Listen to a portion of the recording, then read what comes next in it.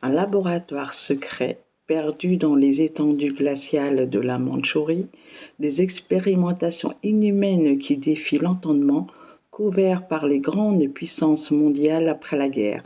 La zone 731 n'est pas une simple page sombre de l'histoire, elle est une blessure encore béante. Pourquoi ? Parce que les responsables n'ont jamais été jugés. Voici l'histoire d'un des plus grands scandales scientifiques et militaires de tous les temps. Nous sommes dans les années 1930. Le Japon impérial a envahi la Mandchourie, une région stratégique pour son expansion militaire. C'est là qu'un homme entre en scène, le général Shiro Ishii, un scientifique brillant, mais aussi un sadique sans limite. Son objectif ? Transformer la médecine en une arme redoutable pour l'Empire japonais. La zone 731 est construite comme un complexe ultra secret. Derrière ces murs, un cauchemar prend vie. Et ce qui s'y passe dépasse tout ce que vous pourriez imaginer. Hommes, femmes, enfants, plus de 10 000 prisonniers, principalement des Chinois, mais aussi des Russes, Coréens, et même des alliés capturés sont utilisés comme cobayes humains. On les appelle les bûches. Alors pourquoi les bûches ? Parce que dans les rapports, ils sont décrits comme des objets, pas des êtres humains.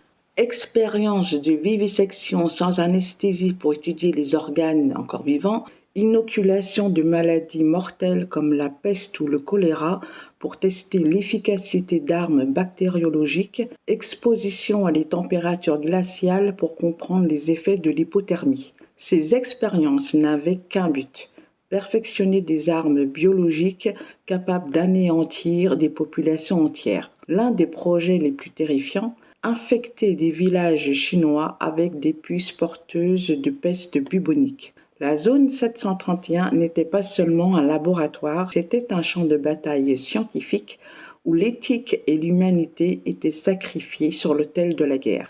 Après la défaite du Japon en 1945, on pourrait s'attendre à ce que les responsables de ces atrocités soient jugés, comme les nazis l'ont été à Nuremberg.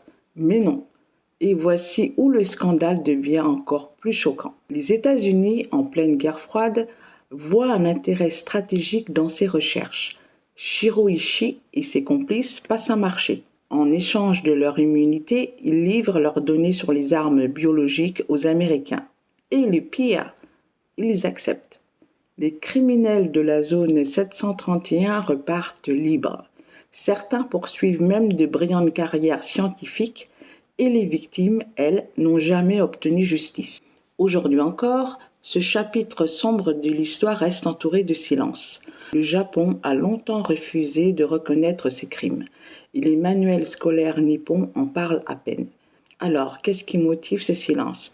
Est-ce la peur de rouvrir des plaies diplomatiques ? Mais surtout, comment expliquer l'hypocrisie des grandes puissances qui dénoncent les crimes de guerre tout en les couvrant quand ça les arrange. La zone 731 est plus qu'un simple scandale historique, c'est un exemple glaçant de ce qui se produit quand l'éthique est sacrifiée au nom du pouvoir. Mais aujourd'hui, nous avons une responsabilité, ne pas laisser l'oubli effacer ces horreurs. Alors, que pensez-vous ? Est-ce que les responsables de ces crimes auraient dû être jugés ? Est-il encore possible de rendre justice aux victimes ? Ou est-ce que l'intérêt stratégique des grandes puissances justifie tout, même l'indéfendable ? Mettez en commentaire ce que vous en pensez. À bientôt pour un nouveau scandale.